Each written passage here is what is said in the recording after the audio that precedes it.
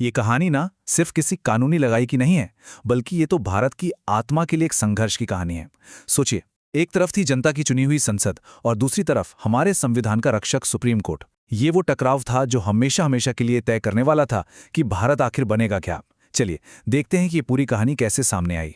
जैसे ही हमें आज़ादी मिली, एक बहुत बड़ा सवाल हमारे सामने आकर खड़ा हो गया। सवाल ये था कि भारत में सबसे बड़ा कौन है, सबसे ऊपर कौन है? क्या वो संसद जिसे लोगों ने चुना है, या फिर वो संविधान जो इन सबको एक साथ बांधता है? बस इसी एक सवाल ने एक ऐसी संवैधानिक लड़ाई शुरू कर दी जो दशकों तक चली और जिसने हमारे देश का पूरा ढांचा ही तय कर दिया। और मजे की बात यह है कि इस पूरी लड़ाई के बीज कहीं और नहीं बल्कि खुद हमारे संविधान में ही बोए गए थे। संविधान के दो हिस्से जो बहुत शक्तिशाली थे, लेकिन आपस में एक दूसरे से टकरा भी सकते थे। और यहीं से टकराव की पूरी कहानी शुरू हुई। तो देखिए, लड़ाई की जड़ क्या थी? एक तरफ तो संविधान का पार्ट 3 था, जो हर नागरिक को मौलिक अधिकार देता था, जैसे संपत्ति का अधिकार। इसे बहुत पवित्र माना जाता था। लेकिन दूसरी तरफ था पार्ट 4, जो सरकार को कहता था कि आप सामाजिक और आर्थिक बराबरी लाइए, और इसके लिए जमींदारी खत्म करने जैसे सुधार जरूरी थे। अब सवाल यह था कि जब किसी एक इंसान का अधिकार लाखों लोगों की जरूरत से टकराएगा तो क्या होगा? यही वो पॉइंट था जहां से सारा टकराव शुरू हुआ। इसके जवाब में उस वक्त की नेहरू सरकार ने फौरन एक्शन लिया। जब उन्होंने देखा कि उनके भूमि सुधार के कानून अदालतों में अटक रहे हैं, तो उन्होंने एक बहुत बड़ा कदम उठाया। उन्होंने सीधा संविधान को ही बदल दिया, पहला संशोधन पास किया। समझ लीजिए, ये इस लड़ाई में चली पहली गोली थी और इसने संसद और सुप्रीम कोर्ट के बीच एक बहुत बड़े टकराव की नींव रख दी थी। इसके बाद अगले 20 साल तक जो चला, उसे आप एक संवैधानिक रस्साकशी कह सकते हैं। एक पावर का गेम। हर नए कानून और हर अदालती फैसले के साथ संसद और कोर्ट दोनों ही रस्सी को अपनी अपनी तरफ खींचने की कोशिश कर रहे थे। और ये खींचतान दो बड़े ऐतिहासिक केसों में साफ साफ दिखती है। देखिए, 1951 में शंकरी प्रसाद केस में सुप्रीम कोर्ट ने कहा, ठीक है, संसद के पास संविधान का कोई भी हिस्सा बदलने की ताकत है, मौलिक अधिकार भी। लेकिन फिर 1967 में गोलकनाथ केस में कोर्ट ने पूरा यू टर्न ले लिया।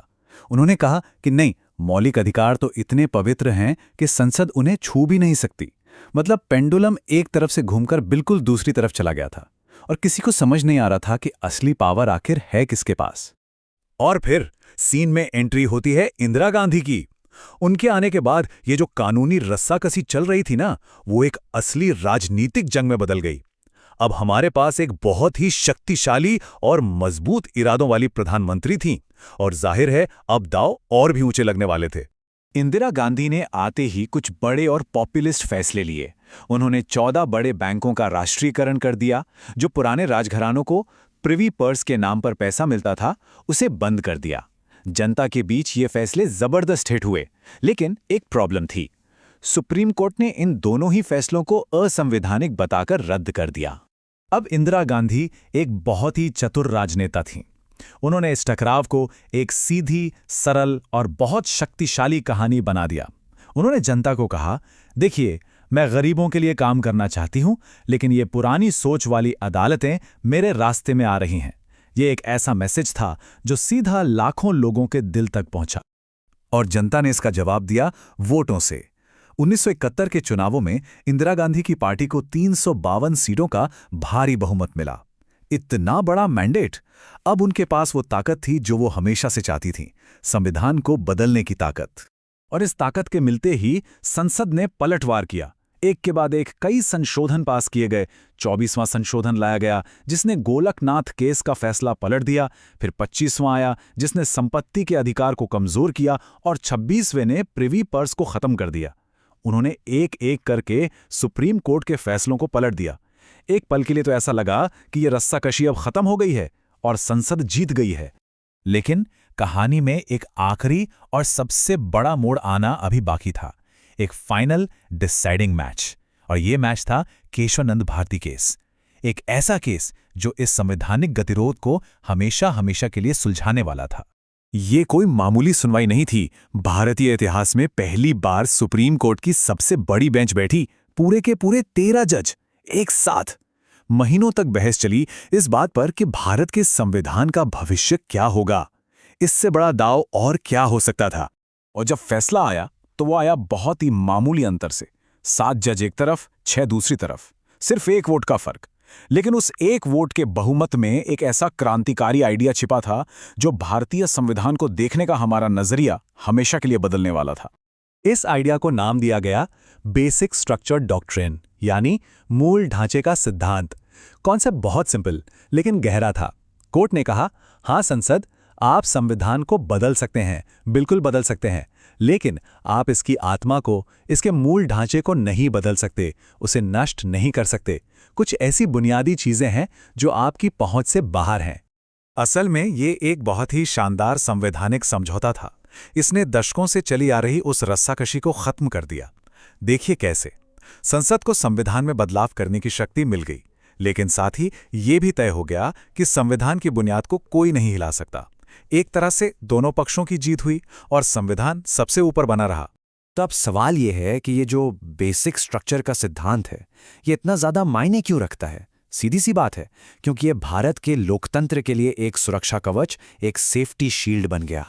अब देखिए, कोर्ट ने जानबूझकर ये नहीं बताया कि बेसिक स्ट्रक्चर में क्या क्या आता है, उसकी कोई लिस्ट नहीं दी। लेकिन समय के साथ कुछ चीजें साफ हो गईं, जैसे संविधान की सर्वोच्चता, देश का लोकतांत्रिक और धर्मनिरपेक्ष स्वरूप, शक्तियों का बंटवारा और न्यायिक समीक्षा। ये वो खंभे हैं जिन पर हमारा लोकतंत्र टिका है, और अब कोई भी संसद, चाहे उसके पास कितना भी बहुमत क्यों ना हो, इन खंभों को गिरा नहीं सकती। अगर इसे आसान शब्दों में समझें तो इस सिद्धांत ने संविधान को देश का सबसे बड़ा कानून बना दिया। ये किसी भी सरकार के बहुमत से ऊपर है। ये एक तरह का सेफ्टी वाल्व है जो ये पक्का करता है कि कोई भी सरकार, चाहे वो कितनी भी पॉपुलर क्यों ना हो, वो देश की लोकतांत्रिक आत्मा को ही ना बदल दे। ये एक लाइन केशवानंद भारती केस का पूरा सार बता देती है। संशोधन करने की शक्ति, नष्ट करने की शक्ति नहीं है। ये हमें एक बहुत जरूरी बात याद दिलाता है कि लोकतंत्र में किसी के पास भी असीमित शक्ति नहीं होती।